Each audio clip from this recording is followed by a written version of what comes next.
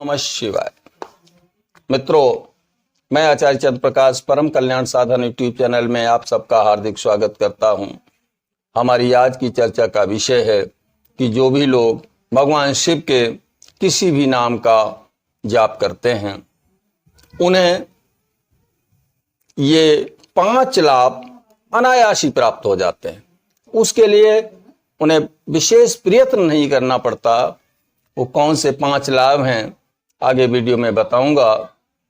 आप हमारे साथ बने रहें, साथ ही साथ वीडियो को पूरा देखना, तभी आपको पूरी बात समझ में आएगी और आप इसको बारीकी के साथ समझ भी सकेंगे। तो जो लोग भगवान शिव के नाम का जाप करते हैं, एक बात मैं आपको बता दूं कि मंत्र में और नाम में बहुत बड़ा अंतर होता है। नाम में जो शक्ति जागृत होती है वो साधक स्वयं करता है, अपने श्रद्धा, अपने विश्वास, अपनी निष्ठा के आधार पर करता है। इसीलिए कहा गया है कि श्रद्धा और विश्वास भवानी शंकर है। भवानी शंकरो वंदे श्रद्धा विश्वास रूपिणो।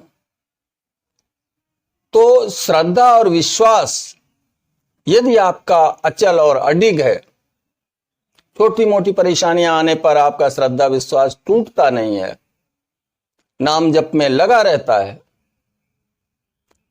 तो ये लाभ जो मैं आपको बताने जा रहा हूं वो आपको जरूर मिलेंगे। यदि आपकी श्रद्धा डगमगा रही है,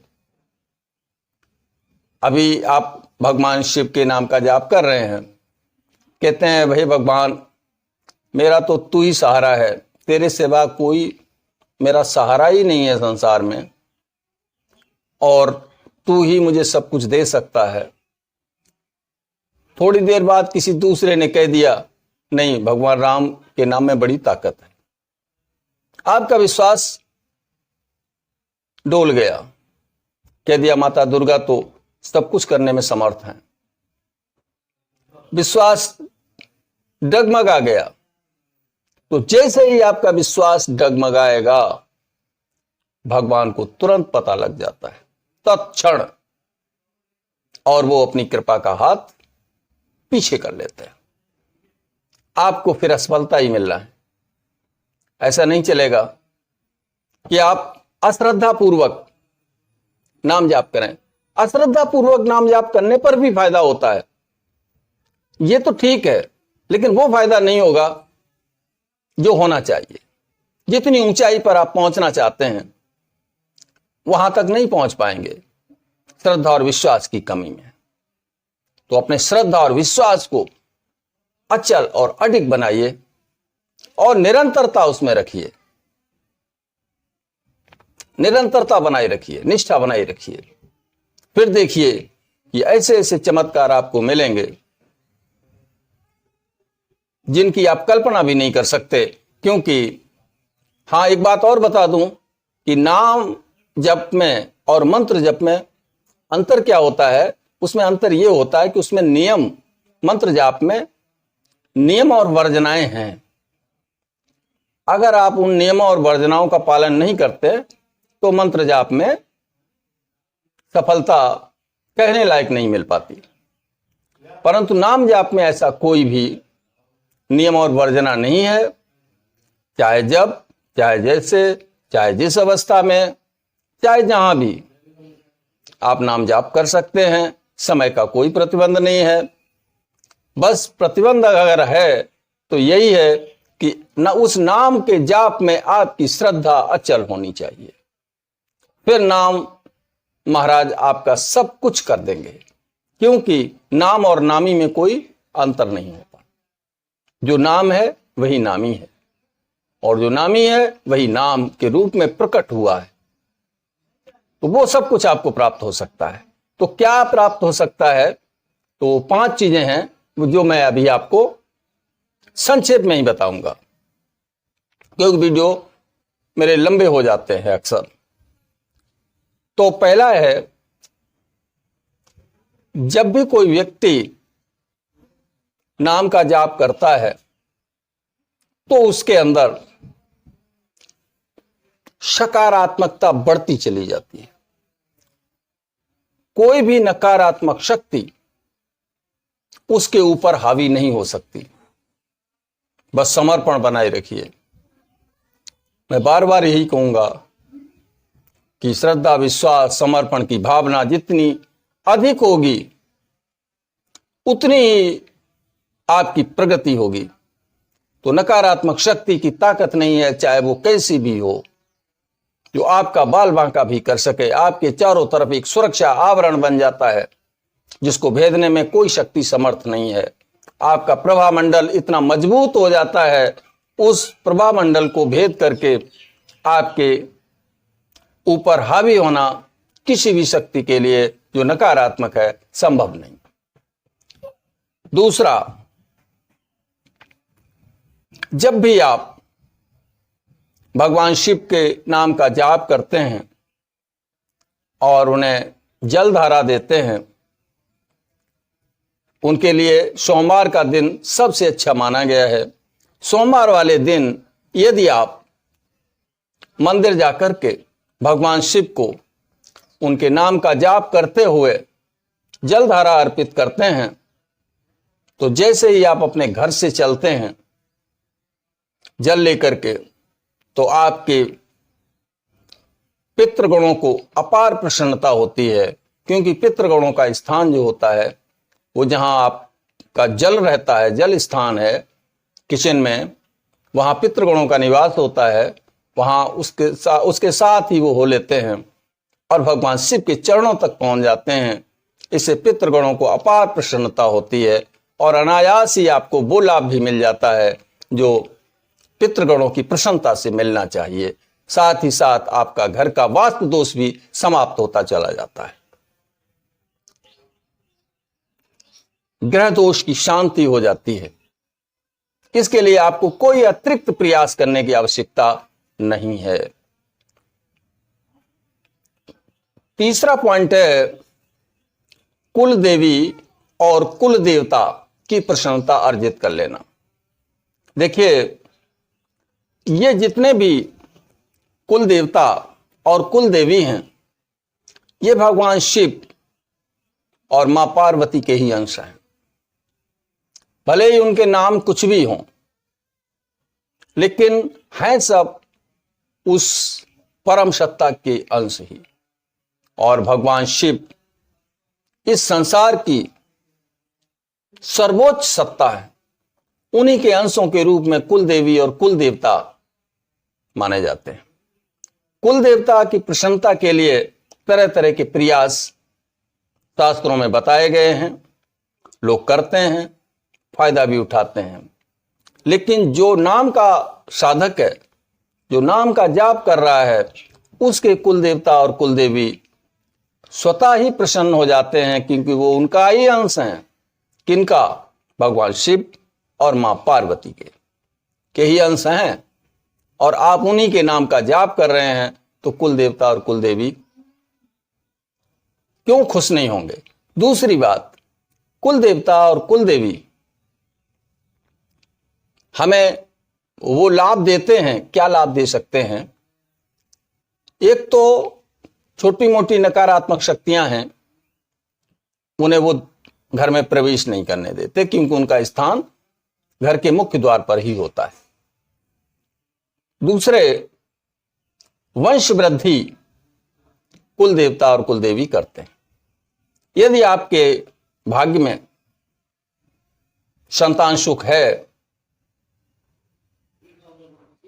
तो मिलेगा ही मिलेगा। यदि नहीं है तो कुल देवता और कुल देवी उसे नहीं दे पाएंगे। कुल देवता और कुल देवी आपको मोक्ष नहीं दिला पाएंगे। उसके लिए तो आपको नाम जप का ही सहारा लेना पड़ेगा, भगवान शिव का ही सहारा लेना पड़ेगा। लेकिन यदि ये रुष्ट हो जाएं तो आपकी वंश वृद्धि को रोक सकते हैं।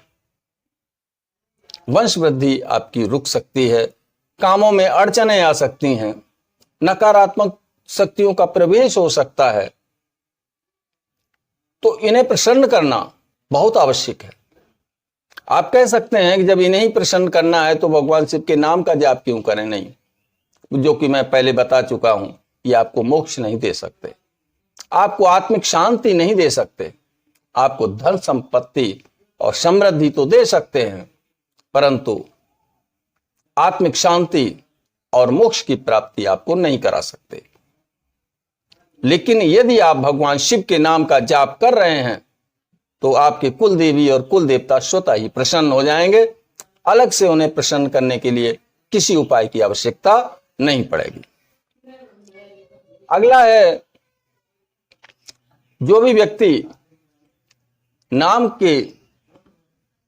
का सहारा लिए हुए है, नाम का जाप कर रहा है, भगवान शिव के नाम का जाप कर रहा है, तो उसे उसके जीवन में जिन वस्तुओं की आवश्यकता है, किन वस्तुओं की आवश्यकता है, भगवान शिव से अधिक कोई नहीं जानता। तो वह सारी वस्तुएं, उनकी प्राप्ति भगवान शिव स्वतः करा देते हैं।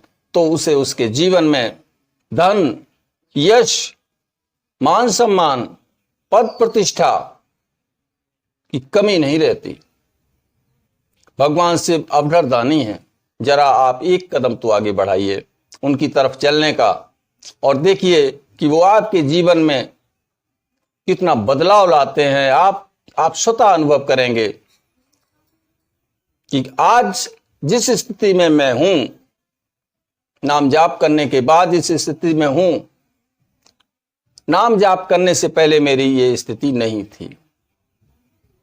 अंतर स्पष्ट समझ में आ जाएगा, बशर्ते आपका समर्पण, निष्ठा, विश्वास, श्रद्धा आपकी अक्षुण्ण होनी चाहिए। इधर उधर भागने की आवश्यकता जब भी आपको पड़ेगी तो आप समझ लीजिए कि आपकी श्रद्धा में कहीं न कहीं खोट आ गया है। और इसे समझते हुए भगवान को समय नहीं लगता। चींटी के पग नेवर बाजे सो भी साहब सुनता है। चींटी अगर घुंघरू अपने पैरों में बांध ले तो वो आवाज भी उस परमात्मा तक पहुंच जाती है। तो आप परमात्मा को धोखा तो नहीं दे सकते। ये निश्चित करके मान लीजिए, आपको जो भी लाभ बताए जा रहे हैं ये मिलते हैं, ये आप्त वचन है, मिलते हैं, परंतु मिलते उसी को हैं जो पूर्ण श्रद्धा, पूर्ण समर्पण, पूर्ण विश्वास के साथ साधना में जुट जाते हैं, नाम जाप में लग जाते हैं। और पांचवा लाभ जो है वो ये मिलता है कि साधक जप करते करते करते करते उसकी एक ऐसी अवस्था आ जाती है कि उसका ध्यान बड़ी बड़ी गहन साधना करने में होने लगता है। वो योगिक साधनाएं करने लगता है, मेडिटेशन करता है, ध्यान धारणा में प्रवेश करता है। और जब वो ध्यान धारणा में प्रवेश करता है तो उसकी कुंडलिनी शक्ति, उसके चक्रों का जागरण होता है। उसमें अपार निधियां भरी हुई हैं, अपार सिद्धियां भरी हुई हैं। वो सारी की सारी सिद्धियां साधक को समयानुसार प्राप्त होती चली जाती हैं और अंत में उसे मोक्ष की प्राप्ति हो जाती है, जो कि मानव जीवन का चरम उद्देश्य है। तो आशा करता हूं कि ये जो जानकारी मैंने आपको दी आपके जीवन में बड़ी उपयोगी साबित होगी। और आप नाम जाप कर रहे हैं तो उसमें दृढ़ता आएगी, नहीं कर रहे हैं तो आपकी इच्छा जरूर जागृत होगी कि हमें भी नाम जाप करना चाहिए और मानव जीवन के उद्देश्य को सफल करना चाहिए। इन्हीं शब्दों के साथ मैं अपनी वाणी को विराम देता हूं, परमात्मा से ये प्रार्थना करते हुए, भगवान भोलेनाथ से ये प्रार्थना करते हुए कि वो आपको भौतिक और आध्यात्मिक दोनों क्षेत्रों में सफल बनाएं। ओम नमः शिवाय, ओम नमः शिवाय, ओम नमः शिवाय।